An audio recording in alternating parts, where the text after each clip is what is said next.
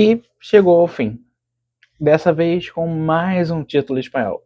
Depois de 16 anos, a Espanha volta ao topo do mundo, depois de vencer a Argentina por 1-0 nessa final de Copa realizada nesse domingo em Nova Jersey, não é Nova York.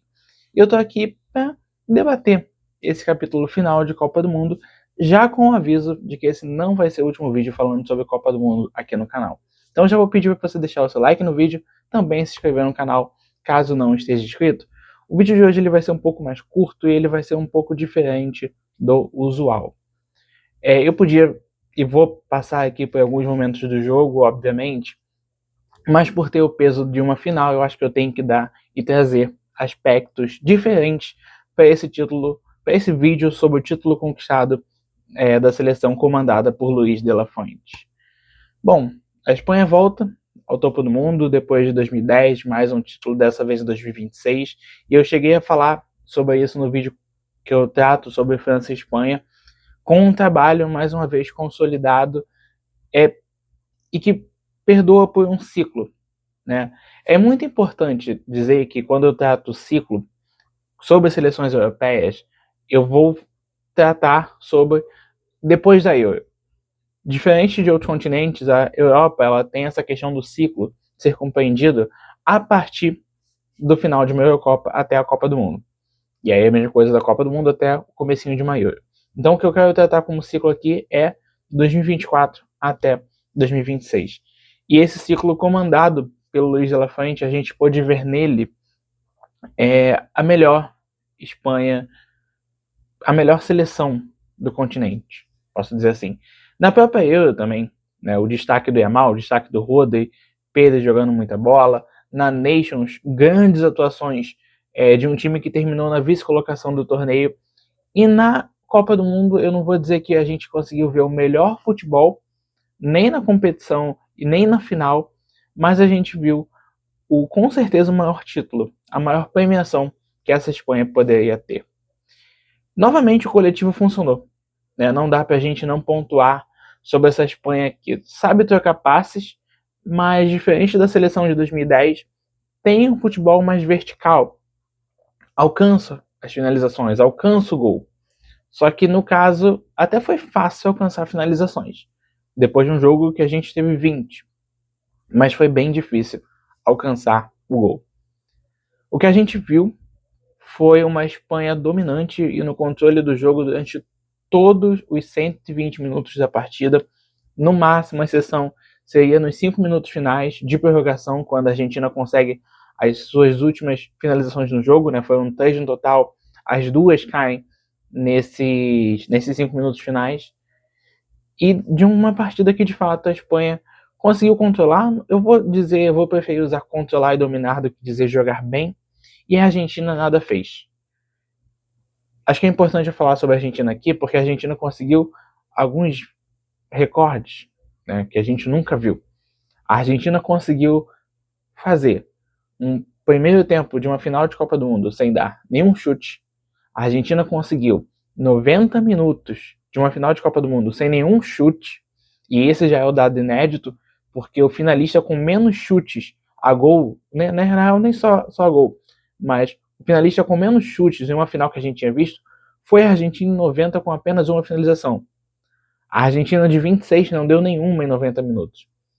E aí até os 105, ou seja, até o primeiro tempo da prorrogação, nenhum chute da Argentina, que só vem depois num cruzamento do Messi que a FIFA compreende como finalização, isso já depois do gol do Ferran Torres. Então a gente viu novamente essa Espanha que dominou, que controlou o jogo, que teve a bola sob posse e conseguiu finalizar e conseguiu atacar com tranquilidade, e uma Argentina completamente retraída, sem nem tentar finalizar. Se eu puder falar um pouquinho sobre a Argentina e até exaltar uma única coisa positiva que eu vi nesse jogo o Scaloni manteve essa fórmula de jogar que ele usou nessas partidas finais, né, nessa espécie de 4-4-2 de uma forma diferente. A questão é que nessa vez ele colocou o Nico Gonçalves no lugar do Simeone e deixou o Paredes no banco. O meio de campo da Argentina tinha o Enzo Fernandes numa posição de 5 e na frente a Argentina mais usual de Depou e McAllister. Isso posto, a estratégia da Argentina em campo é muito evidente. Era fazer com que os meias se unissem aos laterais para conseguir fazer uma dupla marcação, que de fato funcionou, né? Posso dizer até mesmo sobre o Yamal. O Yamal pouquíssimo conseguiu fazer no jogo. A marcação, principalmente do Tagliafico, que para mim foi o melhor jogador da Argentina nessa final, deu muito certo contra o Yamal. O Yamal não conseguiu jogar. Talvez toda a Espanha tenha conseguido ter seu momento ali no jogo, mas o Yamal não. Então a Argentina tem esse mérito de conseguir parar o Yamal, mas foi um time que tentou muito pouco. O Álvares esteve no ataque, fazendo mais uma vez uma dupla com o Messi, muito mais pensando em voltar para o meio de campo, e ainda mais quando depois a gente tem a expulsão do Enzo Fernandes, né, no final do tempo regulamentar, mas o Álvares muito mais voltava para marcar, então fechava quase como uma linha de 5, às vezes no meio de campo, e deixava o Messi só lá na frente, e a preocupação dele é muito mais essa do que de fato atacar. E aí com uma Argentina que tinha só o Messi lá na frente, que não chegou a 16 toques na bola no primeiro tempo, de fato a gente viu que era um time que não tinha nenhum poder e nenhuma vontade pela criação. Do outro lado, aí sim, a Espanha com 20 chutes a gol, tentou o jogo todo e só conseguiu abrir o placar com 1-0 lá no comecinho do segundo tempo da prorrogação, no primeiro minuto, né, com o Ferran Torres, o Nico Williams, que tinha entrado, cabeceia uma bola para trás e o Ferran Torres finaliza e dá o gol do título para a Espanha dessa vez. A Espanha tinha tentado de tantas outras formas, né, principalmente de chute de fora da área. O Roda tentou, o Kubarsi, que fez uma baita partida, tentou também. Enfim, os jogadores espanhóis até tentaram. Acho que o problema não foi falta de finalização. Talvez uma hora ou outra faltou força, talvez uma hora ou outra faltou jeito do Roda, do Yamal, mas não dá para dizer que a Espanha não tentou. Dá para talvez falar de pontaria, porque a bola realmente só entrou na prorrogação. E assim, a Espanha fecha o tempo regulamentar já com uma discrepância absurda no número de finalizações. Ou seja, é uma final que poderia ter sido decidida antes. Falando inclusive sobre essa diferença de finalizações, já é a final de Copa do Mundo com a maior distância entre o número de chutes de um time para outro. A maior havia sido em 2022, que apesar do equilíbrio no placar, a Argentina tinha dado 14 finalizações a mais, e dessa vez a Espanha conseguiu dar 17 finalizações a mais. E esse número poderia ter sido superior se não fossem os chutes da Argentina no finalzinho da prorrogação. Mas bom, outras coisas que eu preciso passar aqui para vocês, eu estou gravando esse vídeo logo depois que o jogo termina, então está acontecendo ainda algumas comemorações, algumas premiações, mas pelo que eu consigo ver, o Kubarsi ganhou o prêmio de revelação dessa Copa do Mundo, e eu concordo, tá? Para mim a questão é muito entre ele e o Manzambi, da Suíça, mas o Kubarsi fez uma baita reta final, então ele mereceu esse prêmio de fato. A chuteira de ouro foi para o Mbappé, que se configura como o maior artilheiro dessa edição de Copa do Mundo, com 10 gols, e também se configura como o maior artilheiro de todas as Copas do Mundo, com 22 gols. O recorde do Messi acabou durando só uma semana, né? Então, o Mbappé que vai ter muitas Copas pela frente, e eu confio com sinceridade que ele ultrapasse a linha de 30 gols em Copa do Mundo, sendo o primeiro jogador a conseguir fazer isso na história. Então, enfim, o Mbappé consegue a chuteira de ouro. O melhor goleiro da competição foi o Unai Simon. Eu entendo porque de 8 jogos você só toma gol em um, e ser um único gol, você merece, você tem o mérito a partir disso. Não acho que o prêmio do Unai Simon ele seja absurdo, mas não o concordo.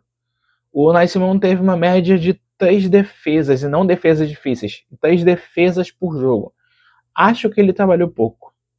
Tá? Inclusive nessa final, eu até não falei sobre isso aqui, mas muitas chances da seleção espanhola, inclusive uma falta que o Yamal bate no final do jogo, inclusive chances na prorrogação, param no Dibu Martínez.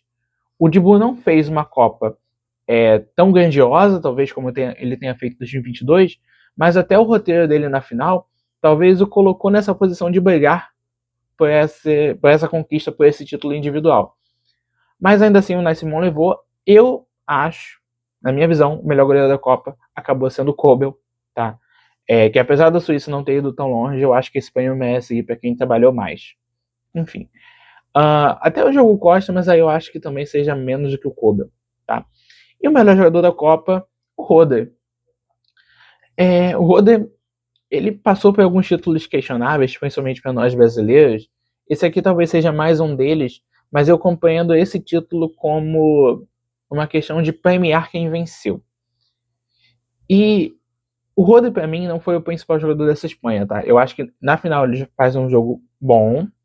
Ele tem uma reta final muito melhor do que a fase de grupos, mas eu acho que talvez o melhor jogador da Copa poderia ter sido alguém que fez de fato uma Copa inteiramente boa. E eu acho que da Espanha tinha talvez 2 jogadores que poderiam ter sido mais do que ele, ou ter errado menos do que ele, ou ter sido importante em momentos diferentes, sabe? Eu vi que, na minha visão, que o Coelho foi o melhor jogador da seleção espanhola, tá? Foi o mais regular em todas as partidas, e o próprio Nai Simão, apesar de não ter sido tão combatido, não acharia um absurdo ele levar o prêmio de melhor goleiro e talvez conseguir esse doblete de premiação. Mas assim, como nenhum dos dois jogadores são de altíssimo nível, eu acho que também não vai ter muito chiado sobre esse prêmio cair pro Roda. Ainda não sei quem ficou com a premiação de bola de prata e bola de bronze dessa Copa, né? Curioso na minha visão, tá, antes da final acontecer, eu acreditava que o Messi acabasse saindo com esse prêmio, já que ele vice-artilheiro, dependendo do resultado do jogo, poderia até ultrapassar o Mbappé novamente. Então, na minha visão, se a Argentina conquistasse esse título, o prêmio iria para ele muito facilmente. Talvez compreenda que até se a gente for tratar a Copa inteira, talvez o Messi até tenha jogado mais do que o Roden, mas aí novamente é uma questão de um título para um jogador que venceu. Mas o que eu quero tratar como curiosidade em relação ao Messi é mais um vice-campeonato na carreira dele.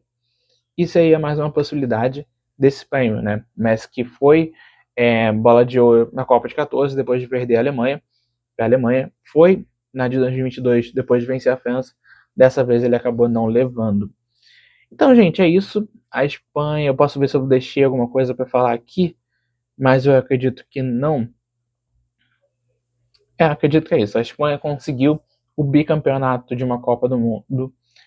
Dado interessante, né? Em 2010, o gol saiu também numa prorrogação, marcado pelo Iniesta aos 116 minutos. Em 2026, o gol marcado também numa prorrogação por Ferran Torres, aos 106 minutos.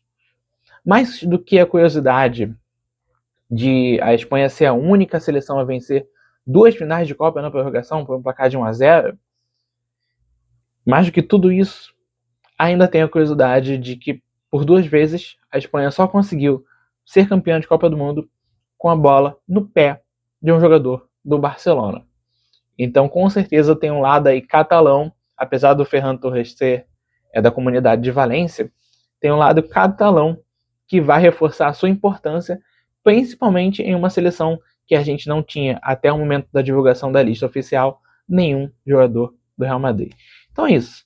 Se o jornal Marca pediu uma irmã para a estrela que há no brasão ou no escudo da Federação Espanhola, dessa vez a irmã veio aí. 16 anos depois, a Espanha consegue o bicampeonato de uma Copa do Mundo. E olha só, antes de eu encerrar esse vídeo, amanhã vai sair mais um vídeo, o último do canal, falando de Copa do Mundo. Um vídeo que eu quero debater com vocês sobre a minha seleção do torneio, falar sobre coisas futuras, falar sobre o que aconteceu no torneio, enfim, um geralzão, um vídeo longo de bate-papo, como vocês sabem que eu gosto de fazer. Mas esse vídeo fica para amanhã, o de hoje termina por aqui. Não esquece de deixar o seu like, se inscrever no canal caso não esteja inscrito, e também ativar o sininho para continuar recebendo as notificações. Agora sim eu vou ficando por aqui. Fui!